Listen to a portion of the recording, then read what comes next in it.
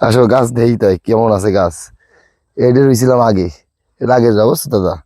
পরে আবার এই যে ওইছে নতুন এটা রুইছি এবার। এখান থেকে আছে গাছ ভালোই হইছে, সার দিছি কদিন আগে। এবার আসলে দিকে আসো আরো দেখাই গাছ। এই যে পুঁই শাক দিয়ে কাটতে হবে, বড় হয়ে গেছে আগা। কতদিন আগে লাগানো? এর লাগাইছি 2 মাস।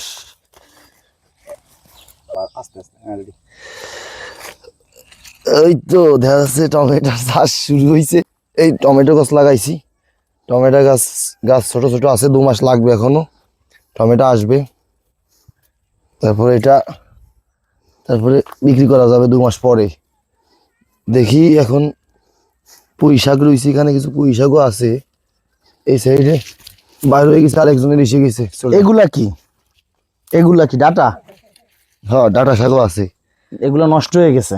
নষ্ট হয়ে গেছে না, এগুলো বিচি রাখা হবে, এই জন্য বড় করে রাখা হয়েছে। আচ্ছা, পরের বছর যাতে আবারও লাগানো যায় তার জন্য বিচি রাখা হবে, এই জন্য এই যে কিছু রাইখা দেওয়া হয়েছে, দেখলে মনে হবে নষ্ট হয়ে গেছে। মরিচ গাছও আছে সামনে, এই যে একটা ছোট মরিচ গাছ। ঘেরের চারপাশে 4টা পেঁপে গাছ আছে, গাছগুলো এখনো ছোট।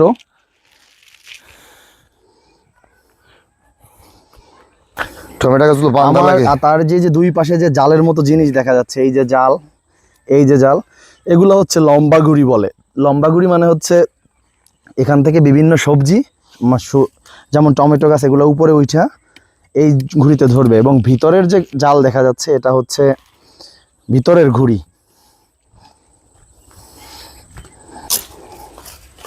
এখানে মেলাই আছে পুঁই শাকের আগা, এগুলো অনেকদিন হয়েছে খাওয়ায় না। দেখা যাচ্ছে পুঁই শাকগুলো ভালো হয়েছে, এত ভালো পুঁই শাক। গাছে খুঁটি দিচ্ছে। গাছটা ভেঙে গেছে, নাঠিতে বাঁধে দিলে আর পড়তে পারবে না।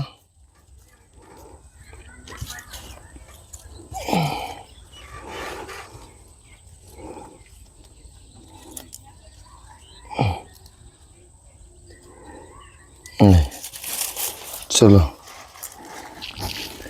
দেখি আর কই শাক এইগুলো উঠাই নিতে হয়। এই সাইডে একটু গাছের অসুবিধা আছে, এখানে লাল শাক যে কিছুদিন আগে চাষ হয়েছিল, তারপর হ্যাঁ লাল শাক রুখেছিলাম, এখানে খাওয়া হয়ে গেছে শাকগুলো। অল্প শাক হয়েছিল, এখানেও আছে পুঁই শাক। চলো সামনের দিকে। টমেটো গাছটা এ রয়েছে, নতুন একটা শসা গাছ হয়েছে যে আবার বিচি বিচি